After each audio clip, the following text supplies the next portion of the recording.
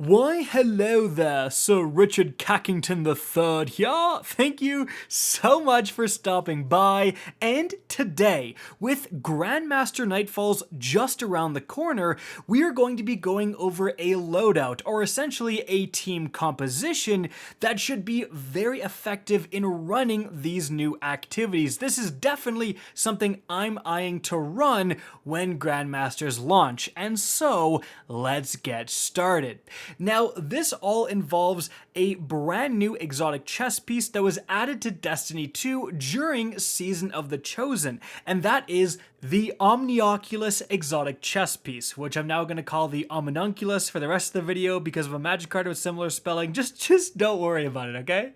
Now this is for the hunters, so we are actually running 3 hunters, all 3 using this exotic. Now, what exactly does the Omnioculous do? Well, taking a look at the exotic perk, it's called Beyond the Veil. You gain a second smoke bomb charge and have damage resistance while invisible.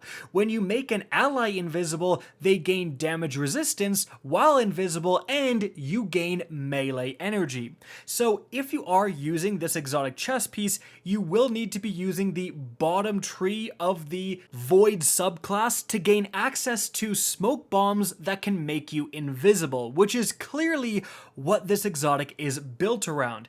So it actually provides quite a few benefits. Firstly, the fact that you get 2 smoke bombs is already absolutely huge, especially when your smoke bombs are providing that invisibility, and the ability to go invisible, especially within a Grandmaster, has proven itself in many seasons past to be extremely valuable. Being able to quickly go invisible to get a revive, or to get behind a champion to get an objective, it is very, very beneficial to become invisible. But it's not just about becoming invisible, because when you're on that bottom tree Void subclass, you are able to make your entire team invisible with one throw of your smoke bomb. But the Omnioculous is so much more than just giving you a second one. The damage resistance is definitely nice. This is going to let you potentially survive a scenario you weren't able to survive. Now, it's not actually that powerful because if you're invisible, enemies aren't really shooting you, right?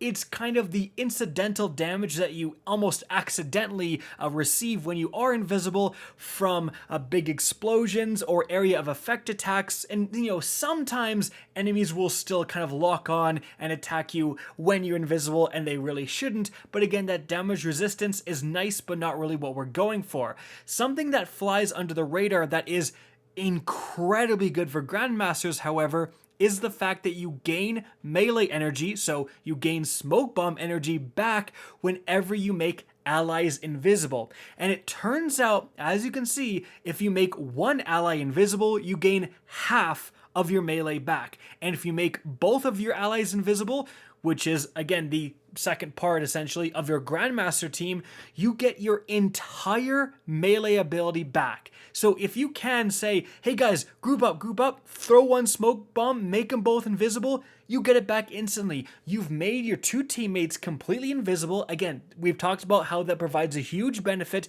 and you give them a damage resistance with essentially no downside because you aren't even using up an ability, you get it back instantly.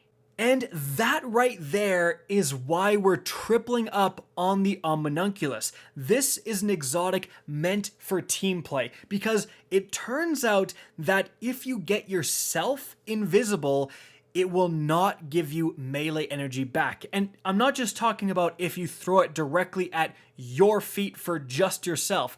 Even if you throw it amongst your teammates and all 3 of you go invisible, because you turned invisible as well, you will not get melee energy back, and that is the huge downside of this exotic. Now, I should mention, if you really utilize this a lot and get used to it, there are some tricky ways to get around this.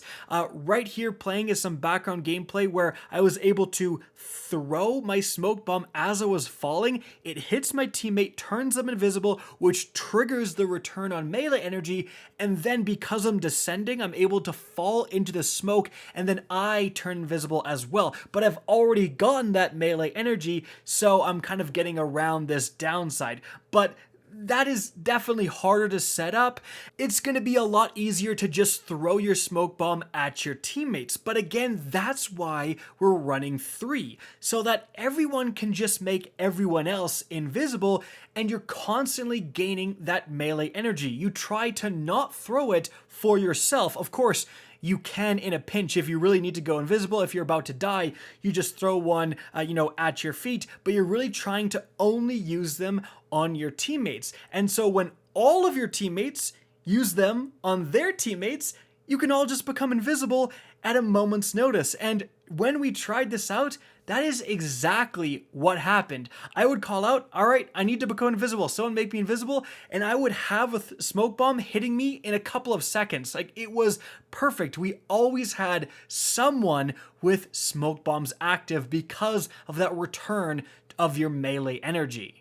However, with all of that being said, although obviously going invisible all the time is great for a Grandmaster, it doesn't mean that much if you're not able to capitalize on it. So one of the things we experimented in doing is I was running a heritage shotgun. Like, obviously a very good, arguably top tier, arguably the best, PvE legendary in the game right now.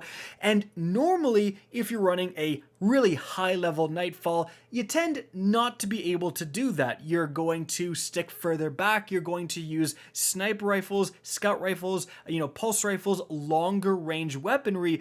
But if you're going invisible all the time, you can get up to those enemies, you can pump them with a ton of damage, and then you can get away safely as well. And that ended up working out very well, actually. We combined it with a divinity. I'll admit I wasn't sold at first, but after playing with it and being able to just get heritage precision shots on champions constantly, we were able to melt those champions very, very fast. Another weapon to capitalize on the invisibility besides shotguns is swords. Being able to go invisible right up to the champion and then unleash with a lament, for example, that can already pierce the barrier champion shields, that could be a really legitimate strategy. Those can melt even Grandmaster champions pretty darn fast. It's just getting right up next to them and then getting away that's the issue. But invisibility solves that issue. So it does open up some very interesting loadouts and some possibilities with the triple Omnioculous team composition. Especially when you consider there's a whole nother alternative to playing Grandmasters, and that is ignoring all the champions. You don't actually have to kill them, right? You can just complete all the objectives and not kill a single champion, and you will still complete a Grandmaster and still get often very good rewards. So if you are trying to farm GMs as fast as possible, you're not worrying about that platinum rating, this could also be a super legitimate strategy for just non-confrontation. That invisibility is obviously going to be huge in doing that strategy as well. But with all of those factors, I am absolutely looking at triple Omnioculous to being a pretty viable Grandmaster team composition, and I absolutely can't wait to try it out. And that's why I wanted to bring it to you guys today so that you can hit the ground running when GMs launch.